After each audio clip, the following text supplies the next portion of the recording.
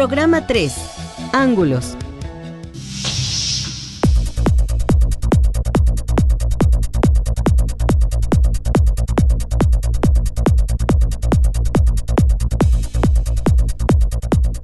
Cuando trazamos dos líneas rectas en un mismo plano, puede ocurrir que no se corten o que lo hagan formando ángulos. La medida y el estudio de los ángulos han sido temas importantes de investigación a lo largo del tiempo. Cuando trazamos dos líneas rectas en un plano, puede haber distintas posiciones entre ellas.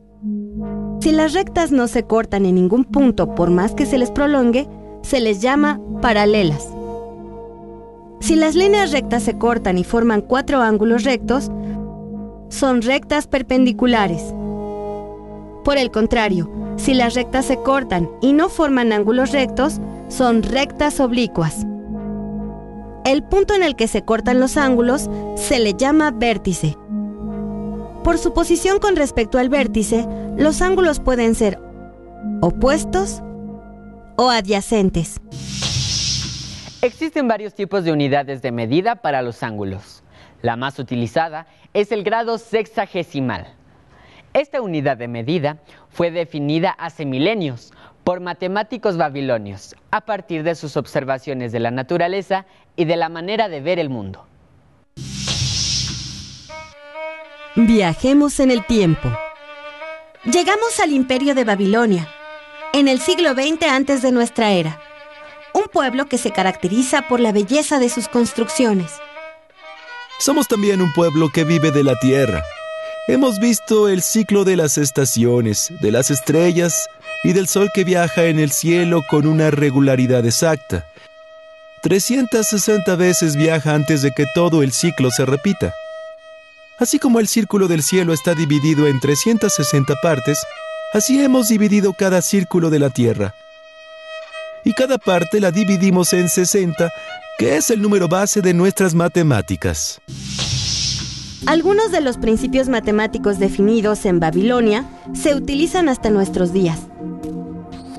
Aún seguimos dividiendo cada hora del día en 60 minutos.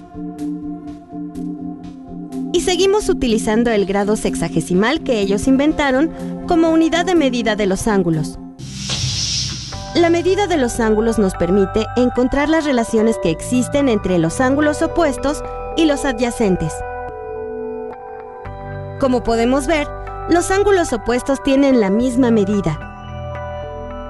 Y la suma de dos ángulos adyacentes es siempre 180 grados. Los matemáticos babilonios definieron una unidad de medida de los ángulos. Y los matemáticos griegos clasificaron los diferentes tipos de ángulos. Con base en esta clasificación, fueron capaces de expresar conocimientos geométricos más complejos. Euclides, un matemático griego que vivió en el siglo III antes de nuestra era, fue el autor del tratado más completo sobre la geometría de sus tiempos, Los Elementos. Los Elementos es una serie de 13 libros divididos en temas. En ellos no hay una sola ilustración. Todo se explica desde un conjunto de axiomas y definiciones a partir de las cuales se formulan y demuestran teoremas y postulados. Por ejemplo, en la definición 10 del libro primero se define qué es un ángulo recto y una recta perpendicular. Cuando una línea recta que está sobre otra hace que los ángulos adyacentes sean iguales, cada uno de los ángulos es recto. Y la recta que está sobre la otra se llama perpendicular a la otra recta.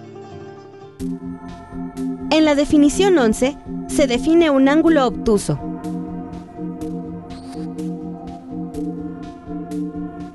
Y en la 12, un ángulo agudo.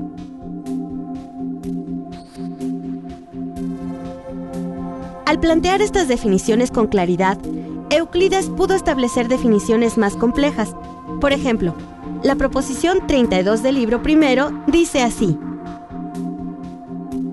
En cualquier triángulo, si uno de los lados se prolonga, el ángulo exterior es igual a la suma de los ángulos interiores y opuestos.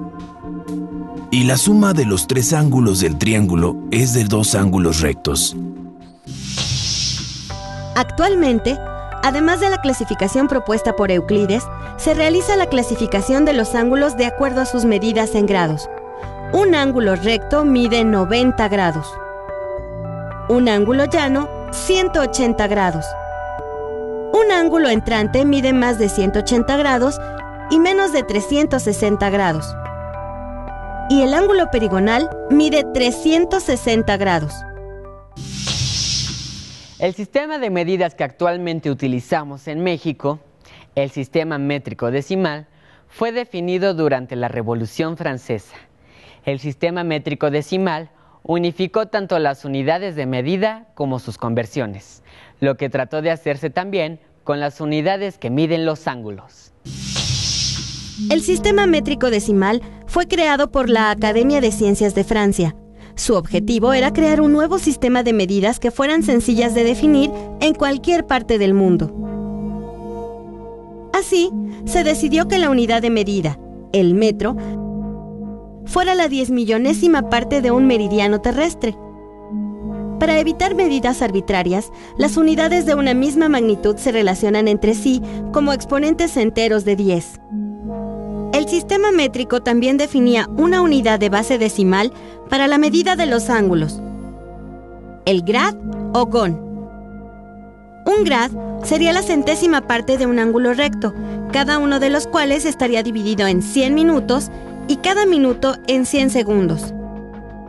Todas las unidades tendrían relaciones sencillas entre sí. Por ejemplo, un ángulo de 1 minuto de grad abarcaría una distancia en la Tierra de 1 kilómetro. A pesar de la implantación en casi todo el mundo del sistema métrico decimal, el grad no pudo subsistir al grado sexagesimal, como tampoco lo hicieron otras adecuaciones a nuestro sistema de medidas. ¿Sabías que durante la Revolución Francesa también se intentó implantar un día decimal?